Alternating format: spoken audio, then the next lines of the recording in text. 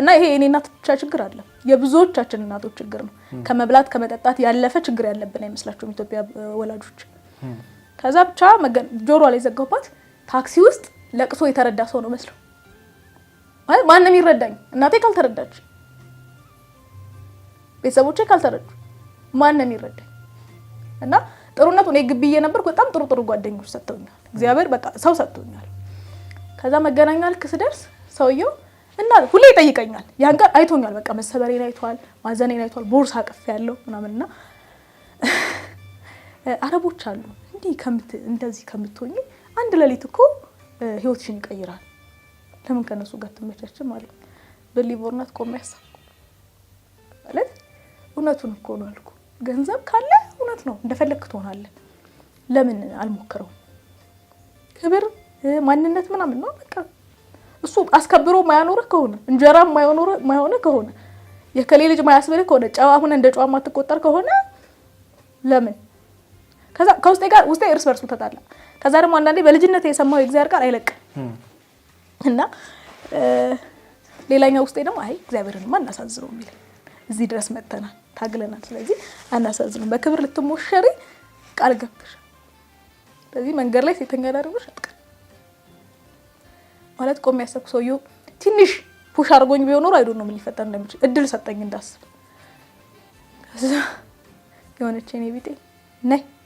ምን አርጊ ነው ብትላት ምናምን ብላ ነቃው እና ሰባን ለምንድን ነው እንደዚህ አሰብኩት ሳልኩ ከዛ ግን ምን ተረዳው መሰለ ሰው ወዶ ማይሆን ነገር ውስጥ አይገባ ህይወት ነው ከዛ ቤተሰብም የለኝም ወጣው ጓደኛዬ ጋር ደወልኩላት ከሴትዮዋ ጋር የኔ ቢጤንሽ ቢያለው ይዛኝ ሄደች በልተሽ አስጥለኝ አልበላሁም አልኩ ከዛ ሌላ ሰው ጋር እንዳልደውል ሌላ ቤተሰብ ጋር እንዳልደውል እኔ ሰፖርት የሚያደርገኝ አንድ ሰው የለም ያኛውን አካል ነው ሰፖርት የሚደረገው ገባ አልሰማ ስለዚህ ለምን ይሰብሩኛል ደውዬ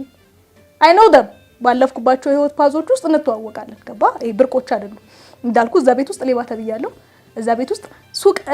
ሱቅ ጠባቂ አንድ ቤተሰቤ ሱቅ ያለውን ሰውዬ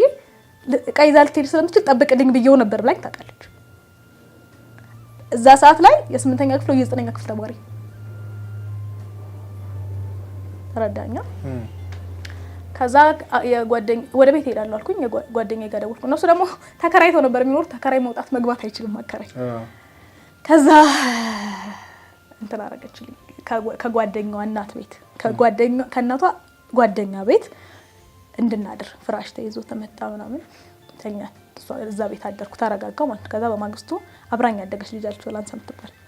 ወለላይ ከፍቶኛል አልኩት ተቸግሬያለሁ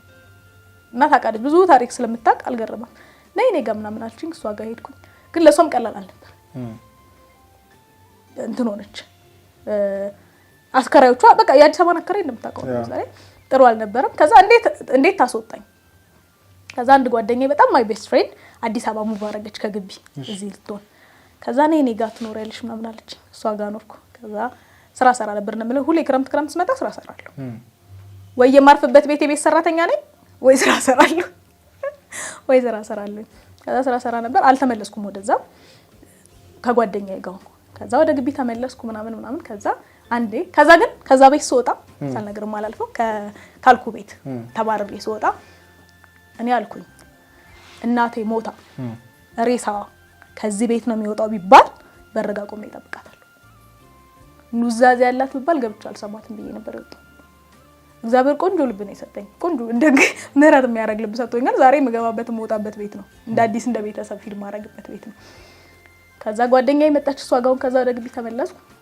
ከዛ አንድ ቀን ወደ አዲስ አበባ መምጣት ፈልጌ ስደውልላት ወይ ከዚህ በኋላ ከኔ ጋር መኖራት ለ3 ቀን ወይ ለ4 ቀን ነው መጣው ፕራይቬሲ ያስፈልገኛል አለች ከዛ